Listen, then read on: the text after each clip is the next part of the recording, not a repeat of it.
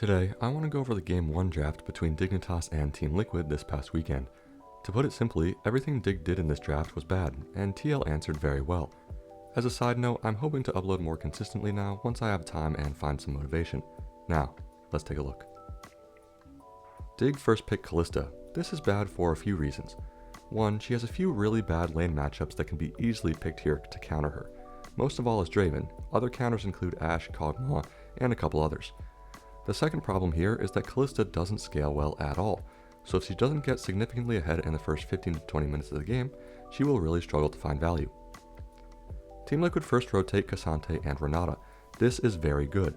First, the Renata is huge because it's Kalista's strongest lane pairing available, so taking that away from Dig means Kalista's early lane presence will be heavily diminished. Subsequently, if she isn't getting ahead in the early lane, she isn't snowballing, meaning she will easily be outscaled by 20 to 30 minutes. The K'Sante is also good. I'm generally not a fan of blind picking solo lanes this early, especially on red side, but K'Sante is just the go-to blind pick top laner currently, so might as well take him if you want to save R5 counter for mid lane. Dig second rotate Sejuani and Senna. Essentially, the game is 100% lost here after these picks. The Senna is awful because it's actual support Senna, not fasting Senna with something like Kench, Ornn, or Cho'Gath that can provide frontline for her. Since it's paired with a regular ADC, this lane will be really bad and have zero capability of fighting early, again diminishing Kalista's early value, which is her strong point in the game.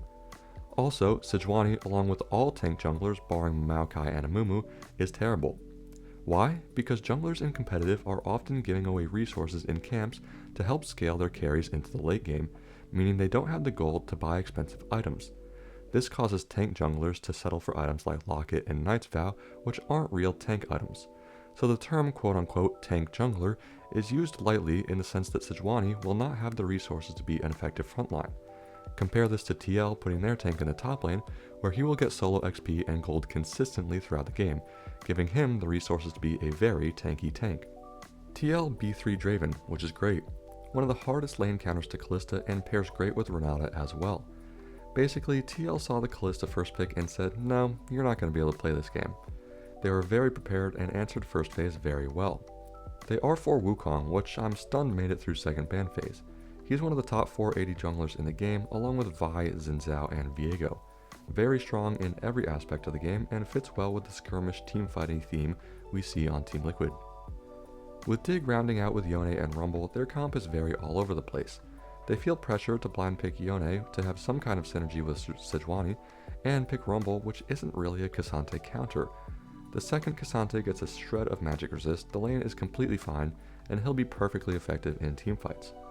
With an Azir counter on R5, the Yone also loses a lot of side lane value here. TL just have a better comp in every way. Even to winning lanes, winning jungle matchup, better individual champs, better teamfight dynamics, and the list could go on. Really, it's mostly the Sejuani and Senna that ruin this draft for Dig. TL also just answered the Kalista really well, and thematically put it in the dirt. Great draft from TL, and kind of a head scratcher from Dig. Thanks for watching, see you next time.